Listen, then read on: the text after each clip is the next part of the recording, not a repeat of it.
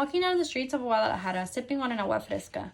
As you walk down the street, you see a crowd begin to form, and the first chords of a guitar begin to play. You hear feet tapping to the rhythm of the music. And as you make your way through the crowd, you see a woman in the center, dressed in these marvelous dresses filled with vibrant colors that catch everyone's eyes. The men are dressed in a typical charro suit. As they partner up, they dance in sync to the music, leaving everyone in the crowd in awe.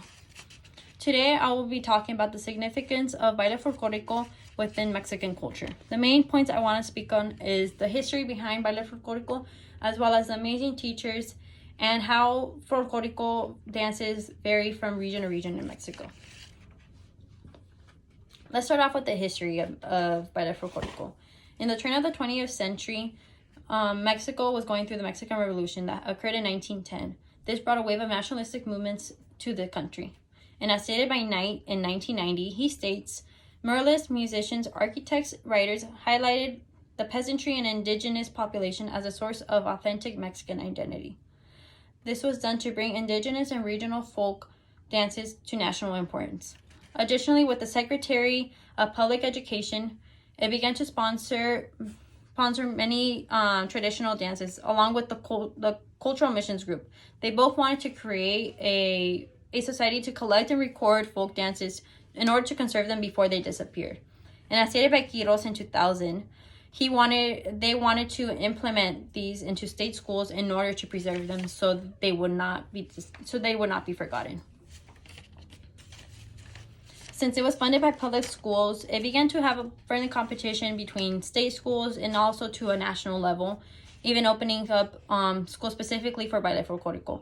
This gave way and gave rise to famous teachers, one of them being Francisco Sanchez Flores, who, as stated by Rafael Sanparilla, was the important pioneer of Mexican dance in the state of Jalisco. He was a doctor, but not only that, his talents went beyond that, and he became one of the most famous choreographers of baile folclórico. One of them being La Culebra, who that dance gained international recognition.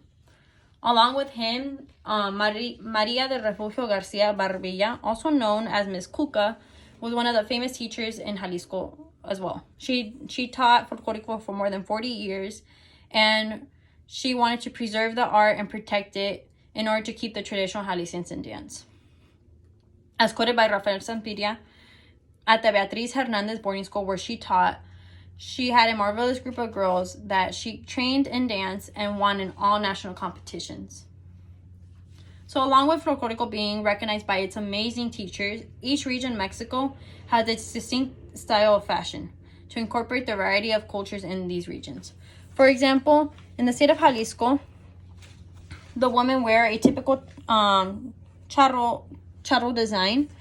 They have a more ranchero design dress with bright color ribbons, as you can see here. The men wear the big charro hat, as well as a charro suit to go along, and a big bow.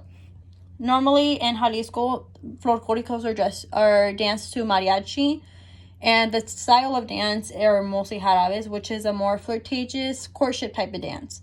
These dances are normally obviously with a partner instead of in a group like other folclóricos. However, this is just on the western side of Mexico. If you were to look at another state, for example, in the state of Veracruz, which is on the eastern side of Mexico, the dance and the fashion is completely different. In the state of Veracruz, the women wear a white lace dress, different color shawls, and a fan as an accessory. The men wear a white guayabera shirt and pants, along with a red waist sash and a white straw hat. This obviously it just depends because in Veracruz, the climate is different, the fashion is different, and different influences as well. The music as well varies. The folclórico is danced to huapangos and bambas and it also incorporates different instruments such as the violin and harp, which bring another European influence besides Spaniard. Additionally, it has a more tropical feel to it with the music, since it has influences from the Caribbean, which were brought from African slaves during the African slave trade.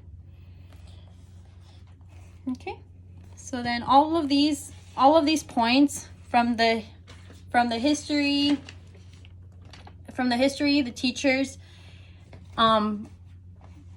bring in from its some interesting history, various regional styles, and lastly to its amazing teachers that have made this art a staple to Mexican culture. So if you ever encounter a baile folklorico performance, whether it be at a school event or purchase one to see it live, I hope each and every one of you has gained a greater experience, appreciation, not just to Mexican culture, but for different cultural arts as well. Thank you.